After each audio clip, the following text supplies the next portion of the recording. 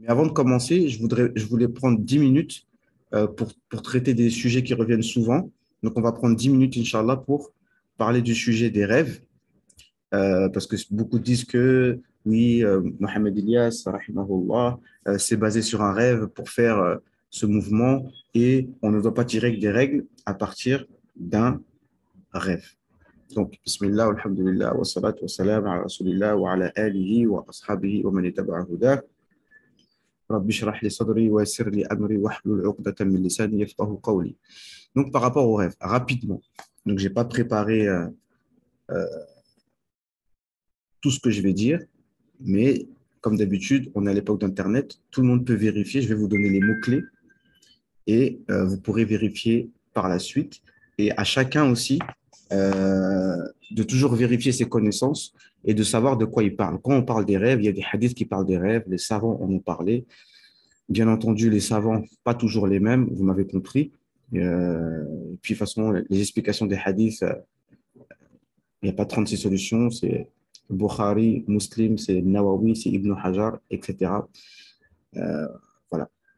Donc, au sujet des rêves, première chose qu'on peut dire, c'est que personne au monde, parmi les gens de l'ilm, ne disent qu'on peut tirer une législation à partir d'un rêve. C'est-à-dire qu'un rêve ne peut en aucun cas rendre halal ce qui était haram ni en aucun cas rendre haram ce qui était halal. Jamais de la vie. Ça n'existe pas. Donc, comme on va voir dans le Dars aujourd'hui, attention aux faux témoignages, attention à mentir sur les gens. Ça, on va en parler en détail à travers le cours qu'on va faire aujourd'hui. Mais en garde contre ça. Ne faites pas dire aux gens ce qu'ils n'ont pas dit, parce que c'est grave. Bon, on n'est pas là pour faire de l'émotionnel, on parle scientifique. Mais c'est juste, voilà, c'est juste une mise en garde, comme on dit. Donc, Mohamed Elias, euh, qu'on le veuille ou non, c'était un savant, quelqu'un qui a fini son cursus scientifique, de un. De deux, c'était un grand maître soufi, donc un pieux selon ce qui nous apparaît. Le prophète salam, a dit Asdaquhum hadithan, asdaquhum ru'ya. Celui qui est le plus véridique dans ses propos, c'est celui qui a les rêves les plus véridiques. En ce qui concerne les rêves, ça dépend de celui qui a fait le rêve. D'accord. Ça dépend de celui qui a fait le rêve. Alors, quand on va interpréter un rêve, on regarde la personne qui a fait le rêve. Vous savez très bien, je pense que je vous apprends rien. Vous savez que pour une personne différente, deux personnes qui font le même rêve, on peut donner des interprétations différentes. Vous connaissez l'histoire avec celui qui est arrivé, qui faisait l'Ezel, l'appel à la prière. Une personne, on a interprété que tu vas faire le Hajj. Une autre personne, on a interprété que lui, c'est un voleur. Tout ça, vous savez, dans Surat Yusuf, فَأَذَّنَ مُؤَذِّنٌ أَيَّتُهَا الْعِيرُ إِنَّكُمْ لَسَارِقُونَ. Dans Surat Yusuf, un appeleur a appelé, vous êtes des voleurs. Mais en ce qui concerne l'autre, qui était pieux, il a pris donc, le passage dans Surat Hajj, وَأَذِّن فِي النَّاسِ بِالْحَجِّ يَأْتُوكَ رِجَالًا. Appelle aux gens pour le Hajj et les gens viendront. Ibrahim alayhi salam. D'accord. Donc ça, c'est une chose. Donc, avant de juger le rêve d'une personne, il faut connaître la personne. Ça, c'est une chose. Deuxième chose, le prophète, alayhi salam, a dit, il reste de la prophétie que un, il reste que 1/46e de la prophétie, c'est les rêves des gens pieux.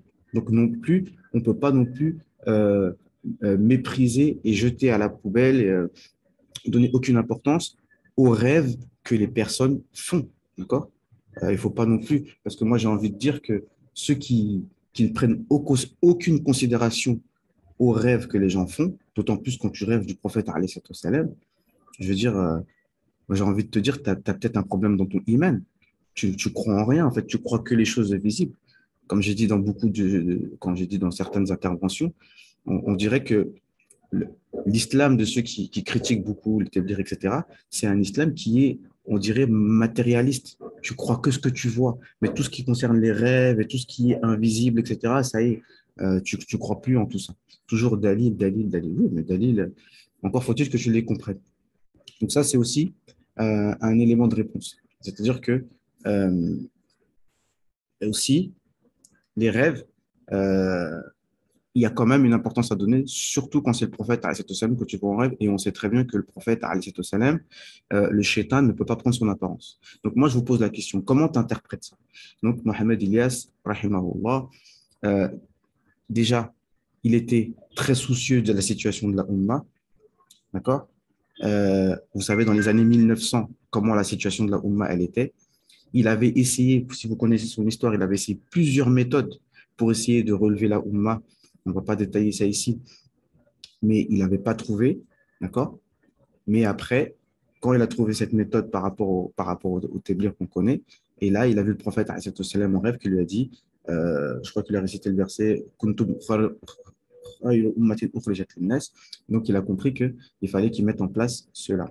Mais ce qu'on est en train de faire, comme on est en train d'expliquer ici, c'est à la loupe du Coran et de la Sunna. Donc, comme je dis, c'était un savant. Donc, il ne va jamais faire une chose, instaurer une chose qui sera contraire au fondement de, de l'islam, qui sera contraire au fondement de l'islam. Et tout, c'est tout ça qu'on va prouver tous les mercredis pour prouver que toutes choses qui sont faites dans le Téblir sont basées sur des preuves générales du Coran et de la Sunna.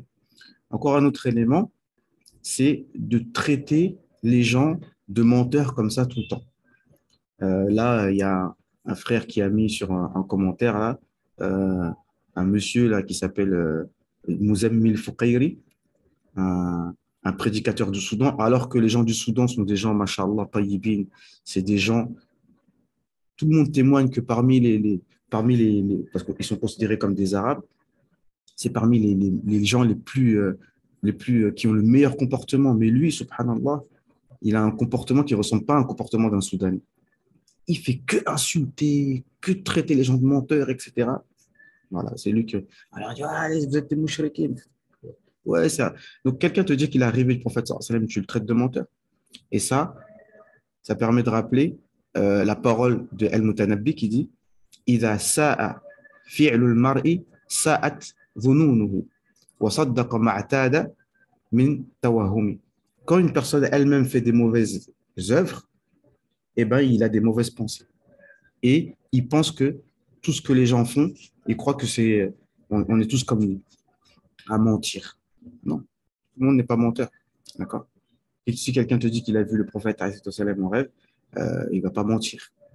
Et pour terminer, tout simplement, les rêves, ils ont pour objectif de t'encourager dans le chemin que tu es en train de prendre, bien entendu, si c'est un chemin qui est conforme au Coran et de la Sunna. Tout simplement, rien de plus, rien de moins.